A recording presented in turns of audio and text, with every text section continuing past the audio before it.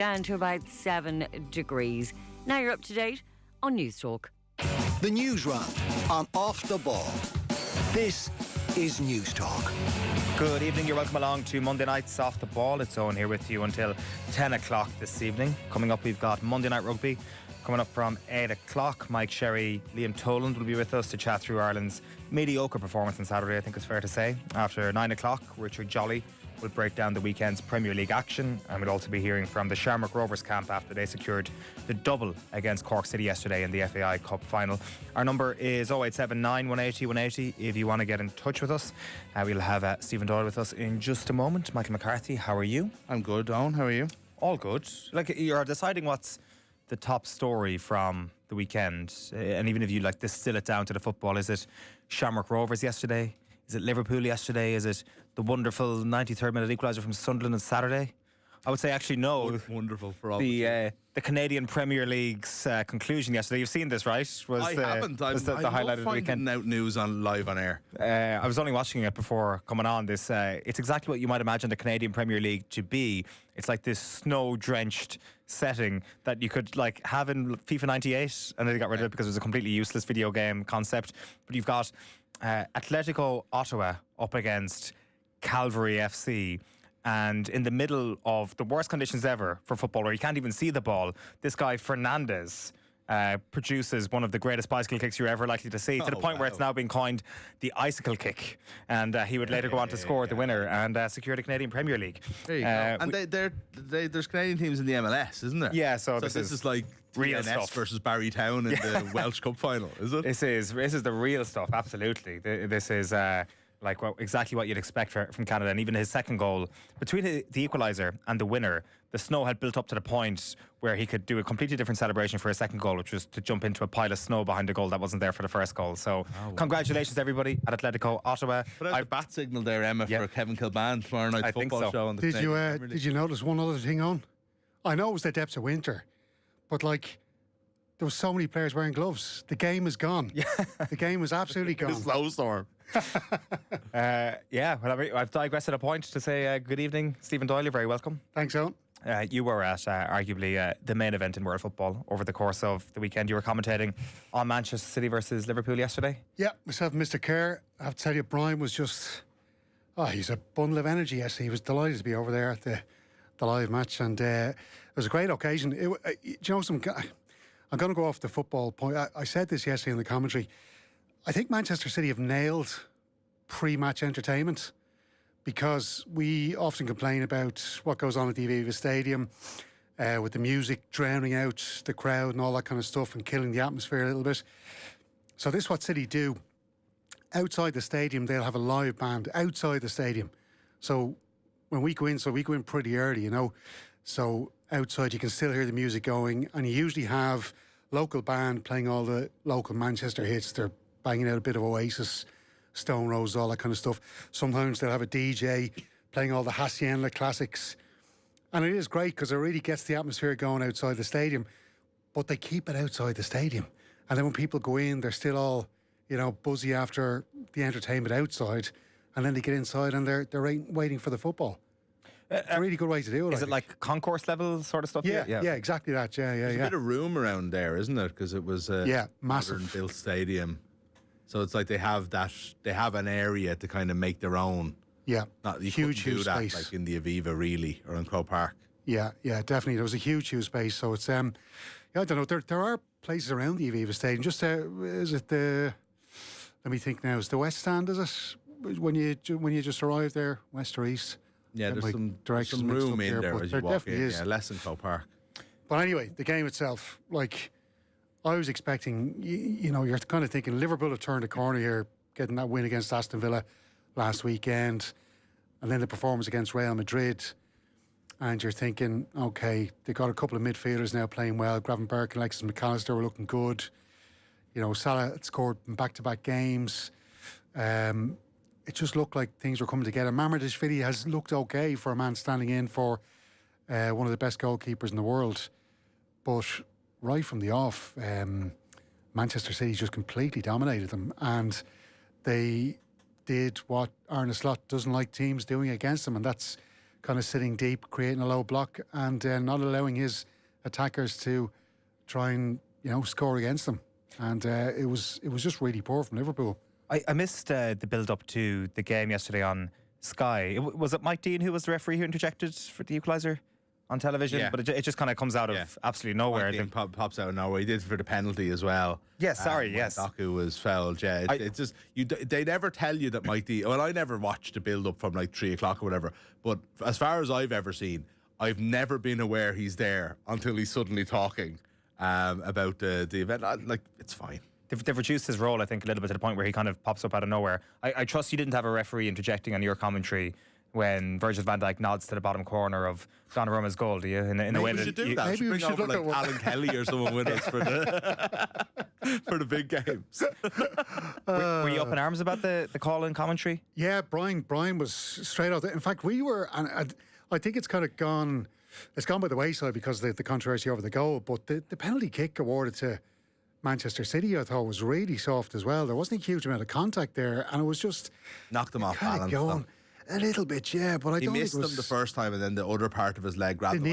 I thought it was one of those ones when it was given, it had to. Yeah, but anyway, the rule does state that if a player is interfering with the goalkeeper.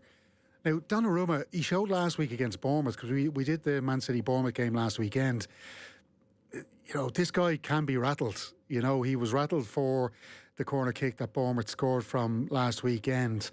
And again, this is from a set piece. Like, Robertson wasn't in his eye line. He wasn't preventing him. Now, if you watch him again trying to make the save, he shifts to his right and then he has to dive to the left to try and save it. So he totally messed up his chance of trying to save the effort by making that shift to his right-hand side. So there was no way Robertson was putting him off there. Like, it was a really bad call. We'll have it in the newsround later. There's Liverpool have made their complaints known to the official body, but it was a bad call. Now, I don't know. Listen, we'll never know if it's going to have... If it had been given, would it have changed the game? But you'd have to say, the way City played for the rest of the afternoon, it wasn't going to change it. That's where I would be as well. It felt like there was a sort of an ominous sense of one team being far better than the other. Were Liverpool going to just switch it on because it was suddenly 1-1 and they've had a penalty saved and a bit of momentum? You don't know. I suppose they're good enough to do it, but it just felt like they weren't set up to play against Man City yesterday. So we can take the idea of circumstances change the game. We all know that. We've all seen enough football to know it. But it does kind of belie reality a little bit, because City just seemed absolutely dominant. Like even on commentary, in the television commentary, Gary Neville, before, when there was 6 minutes injury time, was very much saying City really should go for this here because they're so on top. This is a chance to go. And they did exactly that. Everyone could see there was a goal there, Yeah. Just one other thing quickly. I have been... talking to some Liverpool fans that I know who've been quite critical of Florian Wirtz. Everybody's been critical of him. I've been kind of holding counsel for a bit and just saying, right, we have to give this guy a good few games just to see how he settles in. And I do feel he's not being helped by his teammates by getting themselves into good positions to receive the ball. I do think he makes good runs. He gets himself into good positions. But my God, yesterday, we were close up to him in the second half because he was on our side of the pitch. And every time a City player came up to him, or 2 City players came up to him, like you watched Doku, going through 2 Liverpool defenders with the ball yesterday, Wirtz just couldn't do that. He just looked so physically outplayed by the opposition. It was really bad. I was kind of thinking, this doesn't look good. How, the physicality thing, I understand the whole cliche, you're coming to the fastest, strongest league in the world and all that, but surely you've got to have something about you physically to be part of a literally unbeatable team in a whole Bundesliga season. I'm not actually sure I buy the easy fix solutions to why Wirtz has been a flop so far. I don't know what the answer is, but the idea that he's not strong enough or he's not able to hold his own, that just does not wash for me. I just struggle to actually comprehend that, but I haven't played Premier League football. Maybe it really is a complete level up in terms of grunt compared to the Bundesliga. It's a lack of robustness, maybe is the word to use, robustness, because if you look at Phil Foden yesterday, Foden was absolutely sensational. I think it's a performance that maybe went under the radar a bit, and he's all over the pitch, and he's able to, whatever it is about his balance, his and he's a similar shape and size to Florian Wirtz. He seems to be more robust in the challenge, and when another player comes to try and take the ball off him, he's able to hold him off better. Wirtz just doesn't seem to have that ability. It's an interesting point Donald makes, though, because it is something that does seem to be the issue with him, or certainly an issue with him. But I wonder surely the sample size of his career, maybe he doesn't need it every week in the Bundesliga or even in the Champions League, where we saw him play probably his best game for Liverpool on Wednesday night.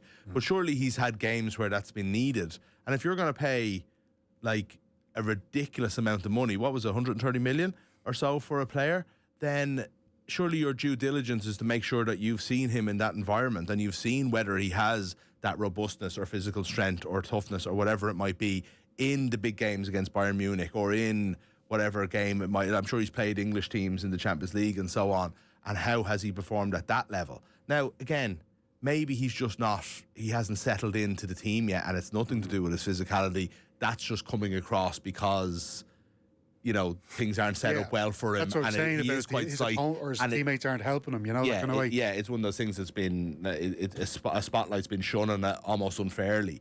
There is that chance as well. But I also do question this, throwing a lot of money at people who've come and, regardless of what they've done in Germany, it isn't the same level as the Premier League at the moment. No.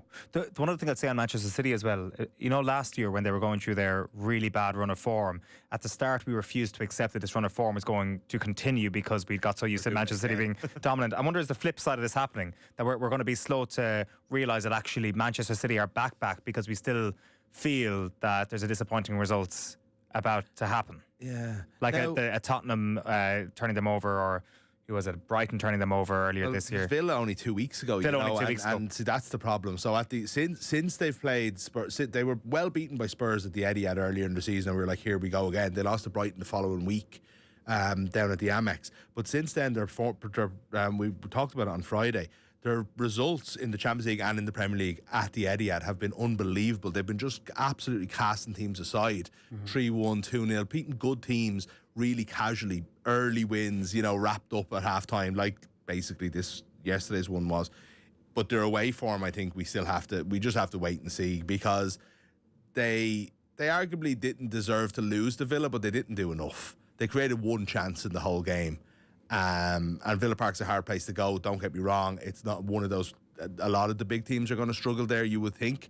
But at the same time, if City are back the way we're talking about, that's only a couple of weeks ago. It's not like everything that happened bad to them was in August, Their next game, St James's Park, in a 5:30 kickoff right after the international break, so that'll be a good test. This is where we're starting this evening, Steve-O, on the Liverpool side of things, and the unhappiness that they feel around that decision on the Van Dijk goal. Yes, so it was revealed today Liverpool have made contact with the Professional Game Match Officials Limited organiser body. The club has raised their concerns over the decision to disallow Virgil van Dijk's goal in Sunday's 3-0 defeat at Manchester City. City led 1-0 when the Red skipper appeared to have equalised with a header, but the effort was ruled out on the field, a decision confirmed after a video assistant review. Andrew Robertson was in an offside position in the vicinity of goalkeeper Gianluigi Donnarumma and was deemed to have made an obvious action by ducking to allow the ball into the goal. The Anfield club does not accept, according to the wording of the rules, that the relevant criteria for an offence was met for referee Chris Kavanagh to disallow the Liverpool captain's effort in the 38th minute of the game.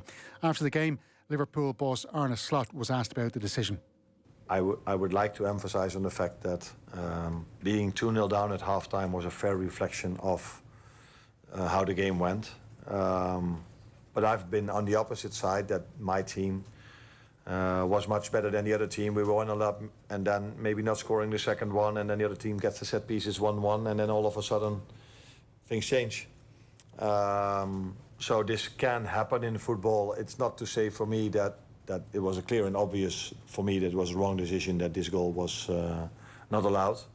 But that doesn't, I will not say that because of that we've lost the game, because after 1-1, if City just kept on playing like they did, then we would have struggled in the second half as well. But I constantly felt if we are managing to keep maybe 1-0 down till halftime, we can maybe adjust a few things, which was definitely necessary because we were constantly coming 1 or 2 players short in the midfield because Doku and O'Reilly gave us a lot of problems with the two of them. I think that's pretty much well said. Like there's nothing delusional in what he said there, and actually I think as a complaint, I think he's done that very well. And I don't normally say that about managers you play here on a Monday, Steve-O. But the one thing I'll say about the controversy around it, I think it's clearly a goal. I don't think Robertson is interfering in play, so on. We've quickly turned it into VAR have screwed everybody again, and it's like. One of the big points here is that the linesman calls that offside. That makes it, and because it's not your everyday offside with with the lines and so on, it's a subjective decision. It puts a lot of pressure on VAR to overturn that. Then that is true. He is standing in one angle at least in line with the goalkeeper. From the other angle, from behind Van Dijk, say it's kind of clear that Donnarumma can see. But at the same time, I just think it's a very different decision than if VAR overturned the goal and the linesman keeps his flag down. I don't think he does at all. So he says it's clear and obvious there. I think it probably on balance is, but I don't think it's as much a VAR mess up as perhaps it's been portrayed. Yeah, no, I think that's an astute observation. Also, as well, the peripheral vision of Donnarumma and all that is not something we can be sure about at that point. I initially thought at the start there's absolutely no way they can chalk this goal off, but the more I've thought about it, maybe today it's just quickly for balance. There will be, I'm sure, Liverpool supporters listening going, well, there's been VAR checks this season where goalkeepers have been clearly impeded or they've had players kind of knocking them out of position and the goals have been allowed. Usually that hasn't been called offside on the pitch though. Yeah. And the thing is then they'll also say where, if the goal had been allowed, there probably wouldn't be too many complaints about it either. So look, it's one of those. Been allowed. I really do. I'm not in any way arguing it. I just think that we're probably framing the argument wrong. Good news. It is international break time. What's the latest on the fitness of Republic of Ireland striker Evan Ferguson? Yeah, interesting story this one on because the Republic of Ireland assistant coach John O'Shea said today they're hopeful that Ferguson will be fit enough to play some part against Hungary on Sunday. The on-loan Roma striker has missed the last 3 club matches with an ankle injury and is definitely out of the World Cup qualifier against Portugal on Thursday. He has remained at Roma's Trigoria training base in Italy, and the medical staff there will continue to liaise with their Irish counterparts with a view to allowing the Meath man travel, if fit enough, ahead of the trip to Budapest. Roma announced today that another of their strikers, Artem Dovbyk, injured his tendon and is out for the next 4 to 6 weeks. He joins Ferguson, Paulo Dybala and Leon Bailey on the treatment table. Now, Celtic striker Johnny Kenny and Hibernian midfielder Jamie McGrath were called up by Ireland head coach Heimir Hallgrímsson for the match against Portugal at the Aviva Stadium. The boys in green, of course, are a point behind the second-placed team Hungary in the group ahead of the final 2 matches of the campaign. Our own David Wilson put a couple of questions to captain Nathan Collins ahead of that game on Thursday evening. Probably one of the more experienced players now in the squad. Probably haven't had that big standout home win. How much would it mean to you and the rest of the players that you can have a huge home win in front of the home crowd on Thursday against one of the big nations? I think that's where the belief's coming from, and the faith we have in each other is that we know we can go get a big win against a top team. We've come close obviously in previous years against a few teams that we've not got over the line, but I think the belief in the squad is that Ireland at home has that in them to get a big win against a big squad, so why can't it be us really? I suppose in the last game it was good performance defensively, but there was not much kind of going forward. What are you going to change to try and score a goal against Portugal on Thursday? Is that against Portugal or Armenia? Sorry, against Portugal. Oh, sorry. Yeah. Listen, it's a different game, of course, away from home. It's always tough going to a place like that. I felt we were under pressure a lot. They had a lot of the ball. It's not easy, but you have to just kind of bite the bullet with that. But when we're at home, again, it's momentum. Everything changes. They have a bit more pressure. The fans are not with them. They're against them. And it'll be a completely different game, I think. Must say I watched Nathan Collins' interview by the BBC at the weekend yesterday when they won yesterday. It feels like 48 hours ago when they won for whatever reason. But he just really, naturally they just got a big win, really upbeat, and he was saying, we want to make Brentford a sort of, it's Brentford this weekend. And he kept using that expression, it's Brentford this weekend, really expressive in terms of what the identity of that team is, quite colourful almost in what he's saying. And it's just almost in the space of 24 hours, just a little turning down on the vibrancy And in what we're getting from. less specific in his response, perhaps as well. Yeah. Look, at this stage, we've read into this so much that it could be you could play both of those things side by side to somebody who's not familiar with the Republic of Ireland story over the last 24 months, and they wouldn't really notice the difference. But the Nathan Collins, even in front of a microphone, feels different for Ireland than the Nathan Collins in front of a microphone for Brentford. It just has to be defensive, doesn't it? It's like the psychological. I'm sure psychologists could look at that and answer you why, but I don't see how you could sit in front of the assembled press and not feel like, we're here to enjoy ourselves. We're, everything's going swimmingly. You're just going to naturally be defensive, aren't you? Because of the way things have gone. The other thing is the Hungary-Armenia game is on before Ireland play Portugal, so that's going to have a massive bearing on what happens on Thursday night. Like if Hungary beat Armenia, Ireland know they have to score against Portugal, so that defensive plan goes out the window, doesn't it? And if the result goes the other way, they're probably going to need to get something from the game anyway. Yeah, well, they're a point behind Hungary. If Hungary were to lose to Armenia and Ireland get a point, they're both level going into the game. But then a draw won't be good enough in Hungary, given the fact that Hungary have a superior goal difference. Yeah, it's not a huge difference in it, but yeah, it's, oh my God, I can't believe, Listen, look, if Hungary beat Armenia, Ireland are done, because we'd have to, unless they win both games, if they get 4 points, they'll have to beat Hungary by 4 goals or something like that. So we should say we don't need to get into this until Wednesday, maybe Thursday, a minute before kick-off at the earliest. Because what we have is a team in World Cup action at the moment. God. Tomorrow, 1:30, Ireland-Paraguay. Ireland-Paraguay. Ireland need a point to top the group. They beat Uzbekistan on Saturday after beating Panama 4-1, 2-1. I watched this game for the most part. I watched a big chunk of it, most of the second half, and I know it's a 2-1 win against Uzbekistan, and any Ireland team in any era at any age group won't be overly excited about it. But there's something buzzworthy about this team, Eoin, and they play a nice brand of football. They're on the front foot nearly all of the time. And I'll tell you something, Michael Noonan. I've seen Michael Noonan play probably less than you, Steve-O, but I've seen him play maybe 8 to 10 games, over the course of the last year or so for Shamrock Rovers. But seeing him play at his own age group, he's outstanding. He just does everything you want the centre forward to do, and he got the winner. He could have got a goal just beforehand, a lovely cross. He didn't actually, the keeper just made an unbelievable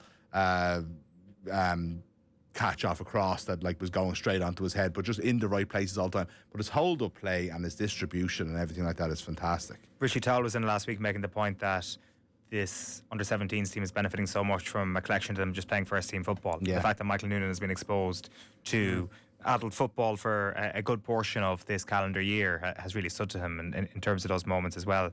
I wouldn't even caveat the Uzbekistan thing, because I was talking to Brian Kerr about it yesterday, and he even said they were a good team. They had beaten Paraguay in the first game and stuff. So it's not as if they're arguably and likely going to be the second best team in the group. Yeah. Fabio Cannavaro is their senior manager. So if that's they're going to sort of a metric, that's it. The only double landlocked country to have ever qualified for the World Cup. I've never heard that stat before. And who's the only double landlocked country in Europe? The only other one in the world, you mean? Oh, is it? Oh, it's funny you should ask that question. The answer is Liechtenstein. All right. Yeah. What's the only double landlocked county in Ireland? Offaly. No. Longford. No. Laois. Laois. Good trivia.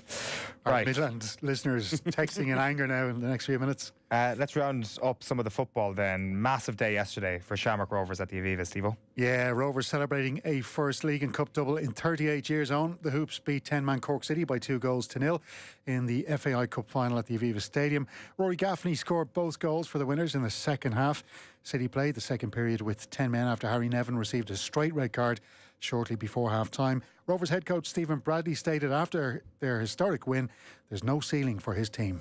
When we won the Cup before, we were a team that was coming. We knew that we were coming. We knew that we were building. Today was all about achieving something that hadn't been done since '87 at this football club, and to do that with Europe in the mix is, for me, a special achievement from this group. And we sat down the first day of pre-season, and that was the target: domestic double, and get out of the league phase of Europe. Yeah, I mean, you can't really say anything other than that. This being first step, or maybe the second step in terms of one of the great seasons from any Irish club ever. I think Stephen Bradley was speaking a couple of weeks ago, and he said that if they managed to get out of the league phase of Europe and then add this trophy, which they did yesterday, it would be the best season by any Irish club ever, and it's kind of hard to disagree with that.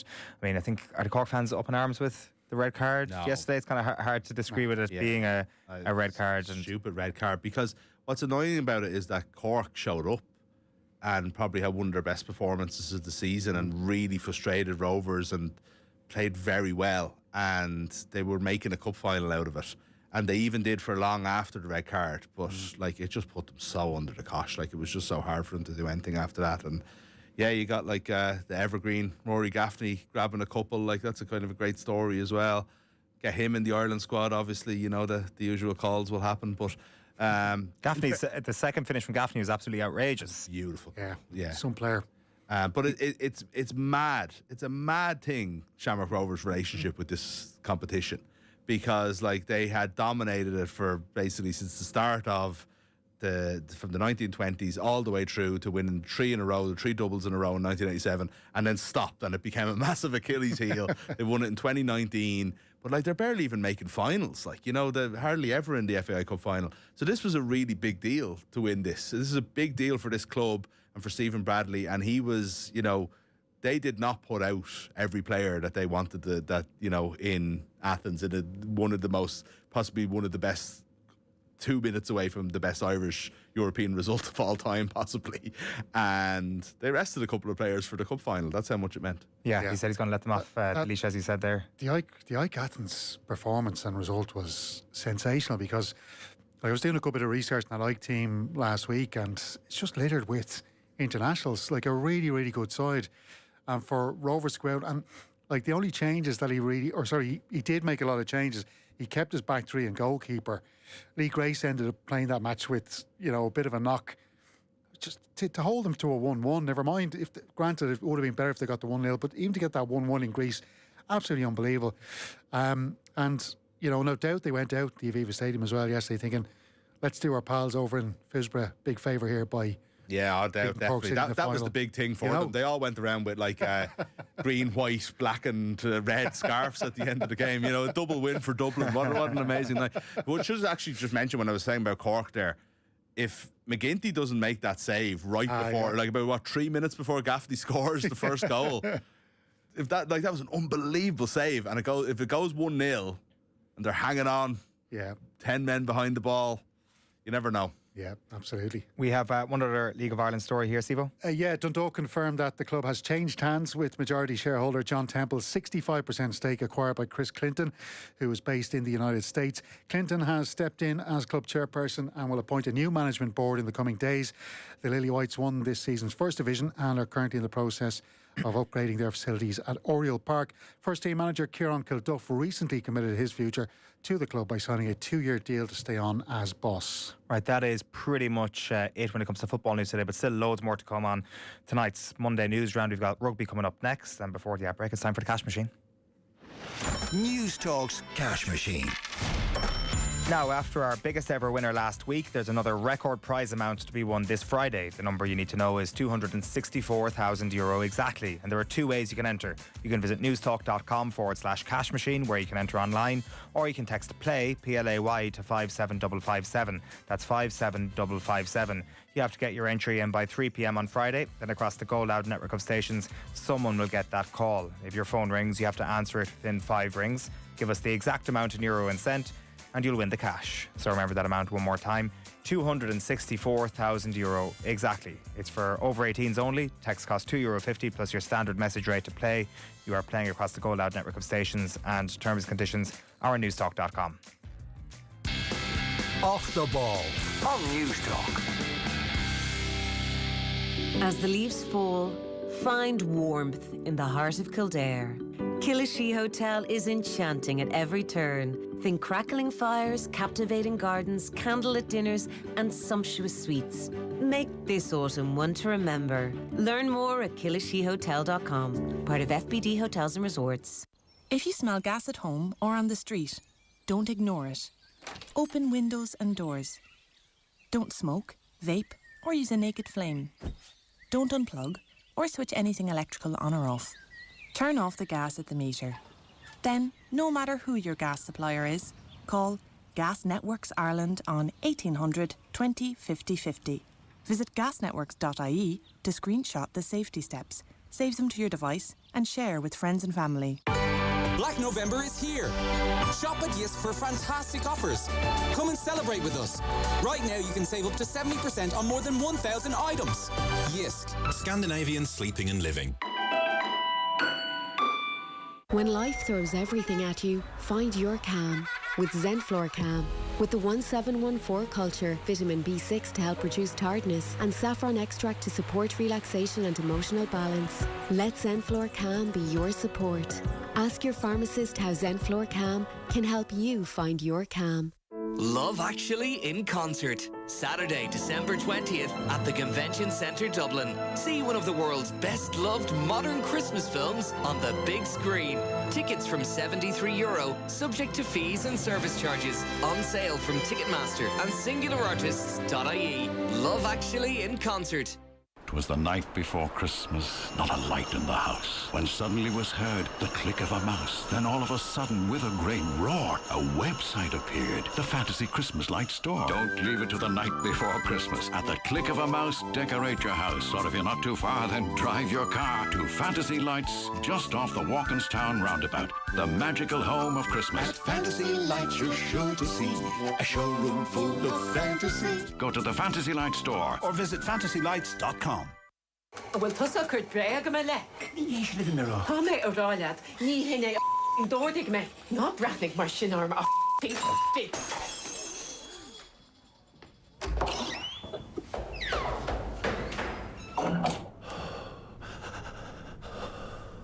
Umper freigenach agus bagrach ag an obair ní cuid den fósta sin. Mar ostóir tá sé de ragracht ortsa aibrethe a chosint. Tá treoir agus teleolais fi de gedulgus fáil hsa.ie. In the heart of the Northeast, ambition meets opportunity at Dundalk Institute of Technology. With cutting-edge facilities, world-class teaching and industry connections that open real doors. We welcome you on campus for our open day on the 19th of November. Meet our lecturers and students, take a tour of the campus and get all of your CAO questions answered. This isn't just a college, this is your launchpad. See you on the 19th of November, 4 to 7 p.m. Registration essential on dkit.ie. Off the ball on Newstalk. Welcome back to Monday night's Newsround. It's Eoin and Michael McCarthy and Stephen Doyle in studio. Steve-O, where are you taking us next? Well, rugby next. Eoin and the Connacht pair, Mac Hansen and Darren Murray, have been called up to the Ireland squad ahead of the Autumn Nations Series test against Australia. Hansen is making a good recovery from a foot injury, but Jamie Osborne has been ruled out for the rest of the series with a shoulder knock. Lock forward Murray was capped during the summer tour and has played 42 times for the Westerners. Gary Ringrose and Josh van der Fleer are both nursing hamstring strains ahead of Saturday's game. They'll be assessed during the week, while Stuart McCloskey is expected as trained this week. He, of course, has been dealing with a groin problem. The glaring statistic from Ireland's win against Japan at the weekend was 57% of Ireland's own lineouts won. The former Ireland international Alan Quinlan was on with the lads on the Off the Ball breakfast show, and he believes it's down to the calling of the lineout. Of course, it's still a problem, and it was a problem in the game the other day. But I wasn't as frustrated, as I probably other games. Again, 2 lineouts losses in one game could frustrate me more if they. Do you understand what I mean? If there were poor calls and poor execution, I think there's definitely 2 there, isn't there? The other day, that's just completely wrong calls. People make mistakes. It doesn't excuse it, but yeah, it's still a problem, and it's having a dominant line-out leader, caller, and we don't have that. What you do, you just have to keep working on it and try and come up with, keep going really. I just think that there's line-outs we're winning the other day, and a lot of them you're winning them at the front. You're kind of. It's very difficult to get Ireland's attack going these days, and they need quality ball from their line-out from the middle and the tail of the line-out. Yeah, we'd have loads on this with Mike Sherry, a former Munster hooker after 8 o'clock, who is an expert on the line-out. So we might park the line-out stuff there. You know whose fault it never is on? The hooker? As a former hooker myself. Yeah. Okay. Good to know in advance of 8 o'clock. How were your darts, Nick, back in the day? Absolutely shocking. It was very early in my rugby career, which coincidentally was also very late in my rugby career. And, my line-out throwing wasn't the best. To be honest, like, you'd have a call of like 2, 4, 6 back then in very simple terms, you know, so you'd have letters basically at the end of a load of random letters you'd say, which would determine which one it would go to. Let's just say I never called 6. Okay. I may as well have forgot the word for all it mattered. When it comes to this Ireland performance on Saturday, things are very negative, aren't they? Like it's more negative than the previous week against New Zealand. And like I was watching it, and I'm trying to think of, like, we keep using the phrase mitigation, like in every kind of thing when it comes to rugby at the moment, even when it comes to explaining somebody's form. And I'm thinking of those instances of mitigation, and I'm like, well, they've made a host of changes. This is a team that's never played with each other before. Sure, the vast majority of the team have barely played for Ireland. And then I'm like, actually, probably 8 of these players are probably first choice starters. Yeah, you probably kept like a stronger team than would usually start the 4th of the, you know, the level 4 of the 4 games that you play. You know, they've played against like Fiji and so on with lesser teams than this, and put in, it's a normal performance, I would say, for Ireland against the sort of second-ranked teams. That's what they always do. They struggle a little bit. Eventually, they've too much for them and run in a load of tries. It's an unimpressive performance. I don't think it speaks to a crisis. Again, if everything didn't happen the week before, I think there is some genuine mitigation in that, you know, the squad were in Chicago last week. You know, you're playing 7 days later in Dublin. You're playing at the most ridiculous time of day that I've ever, like, the atmosphere was dead. Japan have to play that as well. Dodo. Yeah, of course they do, yeah, but that's fine. Like, but Japan are up for playing against Ireland. That's one of their big, you know, team they beat in 2019. Can we get a, you know, Eddie Jones doesn't like the scummy Irish. Of course he does, it's only a joke. Yeah. And so on. You know, so I'm not saying anything excuse it. I just don't care about it, because I don't think it's going to factor into what happens next week. Eddie Jones said afterwards that Ireland are a team in transition. I don't think anybody's really said that within the Ireland camp to that extent. But it's important that that's on the record, I think. Transition to what? Yeah. Well, that's my concern.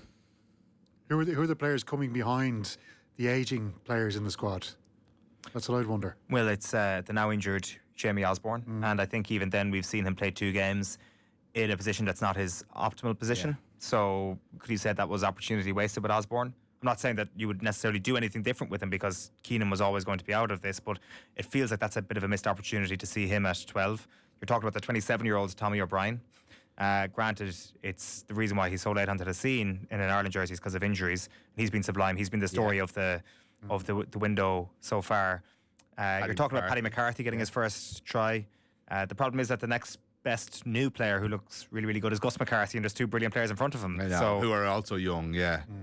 Clarkson obviously got out there again at the weekend. I mean, beyond that, then you're talking about newer players in the guise of Timoney and Cian Prendergast. Stockdale, none of whom are young. Exactly. Yeah. So transition to what is a very good question, and I'm not sure I want to know the answer. Yeah, Craig Casey starts as well, and, you know, gets in more time. You know, we are in a Conor Murray-less world in terms of professional rugby at the moment, so you need to see, like, at the moment, Craig Casey needs to be playing games for Ireland and getting up to speed, and that's, yeah, it's...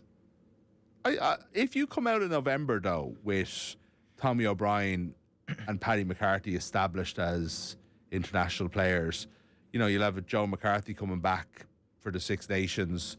I think James Ryan has played very well, actually, you know, and you line-out issues aside and the technicalities of in open play. And, you know, there's competition for places and stuff like that. There's positives if you look for them, I think. I think what we all just generally feel is a sense that things are not firing on all cylinders, and there's a malaise there that would worry you heading into a tough game this weekend and an almost impossible game the week after. Yeah, I just think sometimes the word transition is a dirty word in sport. Yeah, and it's okay maybe to be in transition. Yeah, exactly. Like, we years absolutely out. are. Cool. And that's okay. But sometimes when it's said out loud, you kind of take a sharp and take a breath, and you're like, oh my God, somebody said that word out loud. Did you see the Sia Khaleesi interview and Matfield and Steinman interrupting it and lifting him up on the shoulders and bringing him for a lap of honour? Missed that. I missed that because I was watching it on TNT. Oh, it must have been a different from a different broadcaster. Yeah, I'm not sure. Yeah, I just saw it on. I just saw it on social media afterwards. So he was just doing an interview, and it was his 100th cap, obviously. And the two boys just came over and just, without him knowing, just lifted him up onto their shoulders and just brought him on a lap of honour. But it was just a really nice moment as well, because I don't think there's many greater sportsmen than Sia Khaleesi over the course of our lifetimes anyway. So I just think the recognition he's getting at the moment is so worth it. And looks like he's going to be there in 2 years to lift the third World Cup, perhaps. was that just a flex from Rassi? Take him off just to show them that we can win without our captain? Yeah. Well, see, that's the thing about Khaleesi, though. He's so much a on-field coach and stuff as well. Like, they regularly, play without him, I suppose, even when he lasts a bit longer at 60 minutes. But yeah, I think so. I think there's a little bit of he'd want to lose his form completely to lose his place more than anybody else. Yeah, I think that's fair. What's next, Steve-O? Yeah, just notes here on the late Barry McGann, who sadly passed away on Saturday, aged 77. The RFU paid tribute to the former international today. McGann won the first of his 25 caps in 1969, playing for Ireland through to until 1976. He was also a talented footballer, featuring for Ireland at underage level, while he also lined out for Shelbourne. Corkcon president Ralph Keyes hailed his genius on the rugby field. I'm also reliably told he played for an Irish underage football team that defeated the Netherlands and a Dutch team with a young Johan Cruyff in it. Okay. Jeez, that is a hell of a sporting legacy then. On to the athletics and a new record being set. Donegal's Katrina Jennings setting a new women's 100-mile, yes, I said 100-mile world record at the Tunnel Hill event in the United States. It was her first ever attempt at the distance. The Tunnel Hill 100-mile is an ultramarathon event held on a scenic trail in Illinois. Her time of 12 hours, 37 minutes. And hang on, I have got this right, haven't I? Yeah, it has been, surely. I'm confusing myself now. That's not 12 days. It's 12 and a half hours. 12 and a half hours, yeah. Beat the 12 hours, 37 minutes and 4 seconds, beat the previous record by over 5 minutes, and averaged 7 minutes 34 per mile across 160.9 kilometres. She was speaking to Ciara Doherty on News Talks, the hard shoulder, about the mental task she prepared for. I was concerned about the mental side of it nearly more than the physical side, because I knew I was going to be on the course for probably 13 to 14 hours or, something around that region of time, which is a long time to be in your own thoughts. I think I just broke it up into different distances and tried to just stay in that moment and stay positive about the distance, that block you were in at the time, and then just kind of ticking it off. And, it was, I know it might sound crazy, but it was a bit easier than I thought it would be. That, once you're prepared that you're going to need those mental kind of crutches, it does actually help them when you're there on the day. Yeah. So imagine being somebody who's like, I'm nationally famous for running marathons. What am I going to turn my attention now that, the end of my athletic career is nigh? I'm going to start running 100-mile races. It's just, these people are absolutely crazy and unbelievable. I'm looking at that there, because I think that's about 4:42 per kilometre, the 7:34 per mile in terms of her pace. To do that over the course of 12 and a half hours. I wonder if there's any lads kind of doing charity 100-mile runs in a mascot outfit. Yeah. Yeah, we never dressed got up as an ostrich or a big Leo the Lion goose or something. That was actually that was one of the most uncommented upon pieces after the Dublin Marathon, was just how fast Leo the Lion is. Well, not a few Leo the Lions. Oh, was there a few of them? Leo's the Lion. Yeah. No, I don't know. okay. I wouldn't know. I've suggested that Leo the Lion was more than one person before and got into some trouble about it now, so I wouldn't know. I've got a good Leo the Lion story, actually. Was it 2012 when Leinster played Ulster, the Champions Cup final in Twickenham? Yeah. And at half-time, I was there reporting on that match, and at half-time, they did, I'm not sure if the DPCR still do it, but the mascots always came on to have a kicking competition. So they take 3 penalties or 3 kicks from the 22-metre line.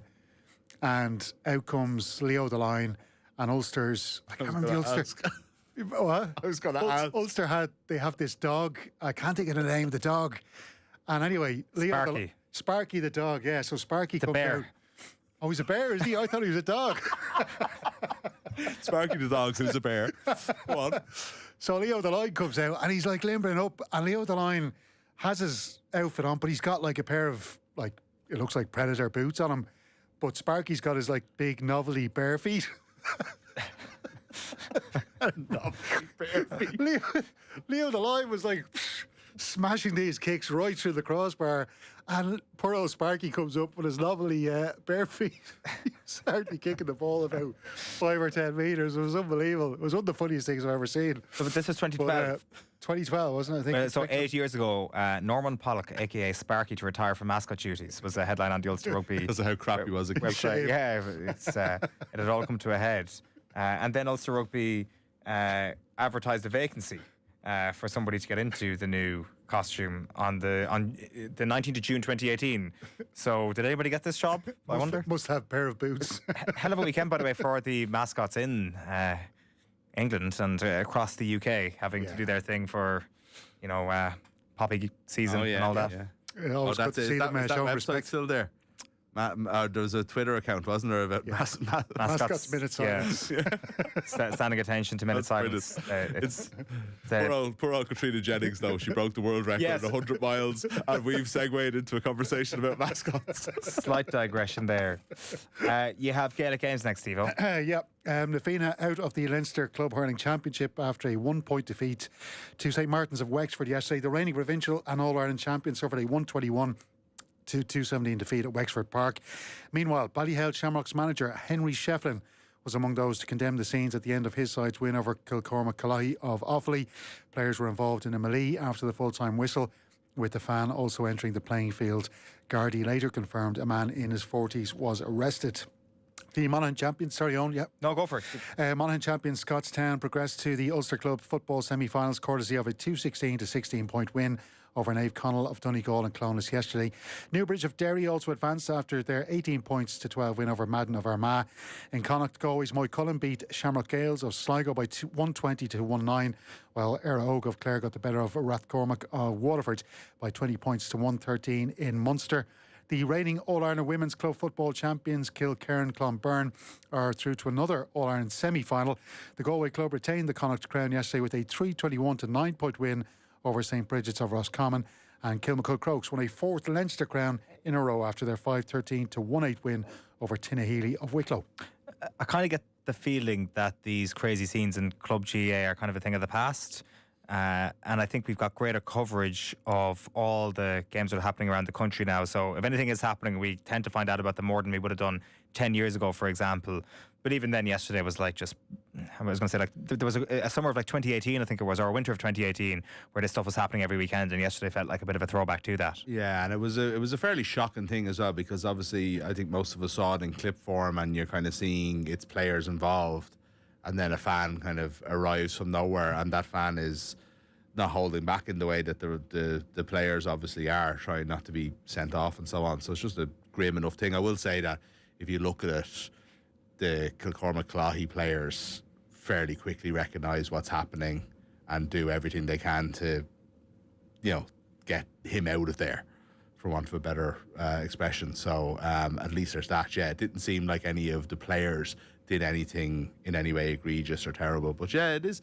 It's funny you say that, Owen. I don't know. I feel like I've seen more clips in the last few weeks than I've seen in a while of these kind of things happening. But I think I am just trying to temper that with what you said there. We do have access to every club match in the country, is one way or another filmed, and that can find its way onto social media very, very quickly. So in the past, there were no cameras for a lot of these things. It doesn't mean that we've gone off the deep end or anything. Yeah, for sure. We've time for one last story, Steve-O. Yeah, Rachel Blackmore has taken up a new role with the Cheltenham Festival as the head of Ladies' Day.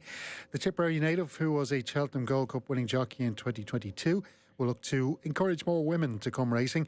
A Ladies' Day will return to the festival's schedule in 2026, having last taken place in 2019. All right, Stephen Doyle, thank you very much for Monday's Newsround. Mick McCarthy will be back with us after 9 o'clock on the Football Show. We'll also be joined by Richard Jolly that hour to break down the weekend's Premier League action. And after 8 o'clock, Mike Sherry and Liam Toland will be on Monday Night Rugby. Back in a few. Off the Ball on Newstalk. Moncrief.